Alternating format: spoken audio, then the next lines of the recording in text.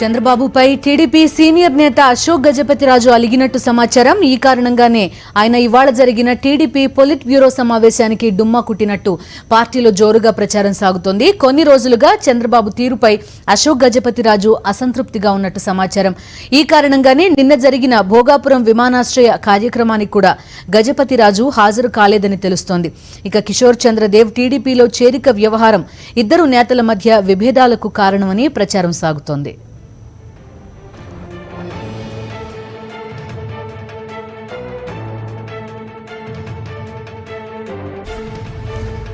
పూర్తి వివరాలు మా కరెస్పాండెంట్ సతీష్ అందిస్తారు. సతీష్, కొంత డిస్టెన్స్ కనిపిస్తోంది పార్టీ అధిష్టానానికి అశోక్ గజపతిరాజుకి మధ్య, రీజన్స్ ఏంటి? బిందు, చాలా స్పష్టంగా చంద్రబాబు పైన అశోక్ గజపతిరాజు అడిగినట్టయితే మనకు విశ్వసనీయ సమాచారం ఉంది.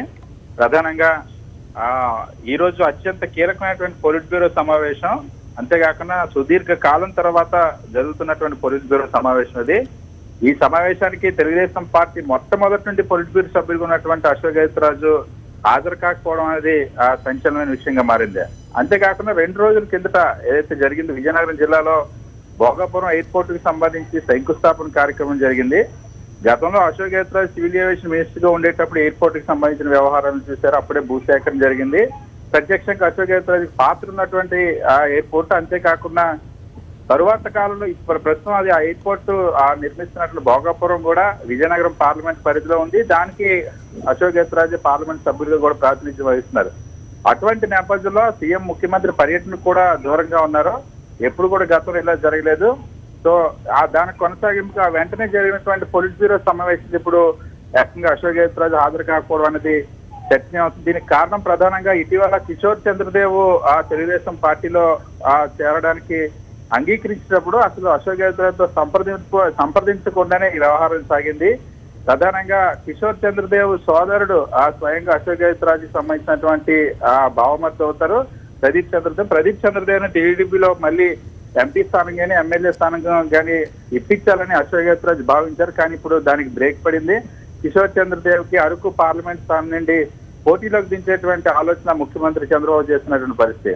ఇంకోవైపు విజయనగరంలో కూడా తను ఎంపీగా కొనసాగుతూ తన కుమార్తెను విజయనగరం ఎమ్మెల్యేగా కూడా పోటీ చేయించేటువంటి ఆలోచన పైన సంప్రదింపులు జరుగుతూ ఉన్నాయి. కుటుంబ సభ్యుల్లో కానీ నియోజకవర్గం ఉన్నటువంటి తెలుగుదేశం పార్టీ క్యాడర్ పైన కానీ వాస్తవానికి ఒకప్పుడు విజయనగరం జిల్లాలో ప్రతి వ్యవహారం అశోక్ గజపతిరాజు కొనసాగంలో జరిగేది. ఇప్పుడు ఆ పరిస్థితి లేదు.